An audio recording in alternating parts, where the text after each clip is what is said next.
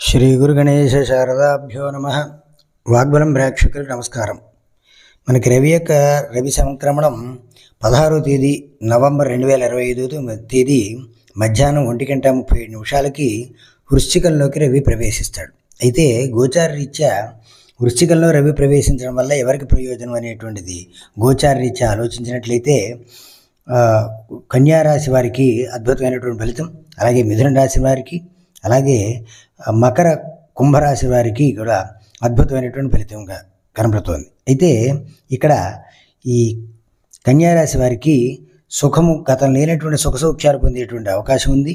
అలాగే మిథున రాశి వారికి శత్రుజయం, శత్రువుల మీద గతం నుంచి పోరాడుతూ ఇప్పుడు విజయం పొందేటువంటి పరిస్థితిగా కనబడుతోంది. అలాగే మకర రాశి వారికి ఉద్యోగ అవకాశాలు రావడం, ఆర్థికంగా అభివృద్ధి చెందడం. కుంభరాశి వారికి కూడా గతం నుంచి రావాల్సినటువంటి ప్రభుత్వం ద్వారా రావాల్సినటువంటి డబ్బులు ఏవైతే ఉన్నాయో అవి తొందరగా ఈ మాసంలో 16వ తేదీ నుంచి చేతికి అందేటువంటి అవకాశం ఉంది, డిసెంబర్ 16 లోపు.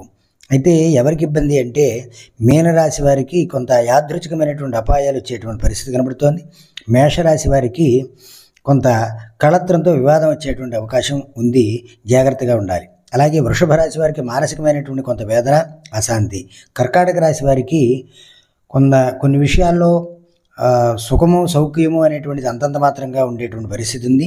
అలాగే సింహరాశి వారికి కూడా యాదృచ్ఛికమైన కొన్ని గొడవలు వచ్చేటువంటి పరిస్థితి ఉంది. పెద్దవాళ్ళతోటి, తండ్రితో సమానమైనటువంటి వాళ్ళతోటి వివాదాలు వచ్చేటువంటి అవకాశం ఉంది.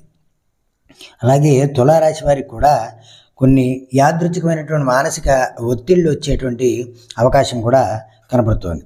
అలాగే వృశ్చిక రాశి వారికి కొంత ధన నష్టం, యాదృచ్ఛికంగా వారు తెలియనటువంటి ఇబ్బందులు పడేటువంటి పరిస్థితి, అనవసరమైనటువంటి ఖర్చులు చేయవలసినటువంటి పరిస్థితి, మన డబ్బులు ఎక్కడో పెట్టి మర్చిపోవడం, తద్వారా అవి పోగొట్టుకోవడం అనేటువంటి జరుగుతుంది.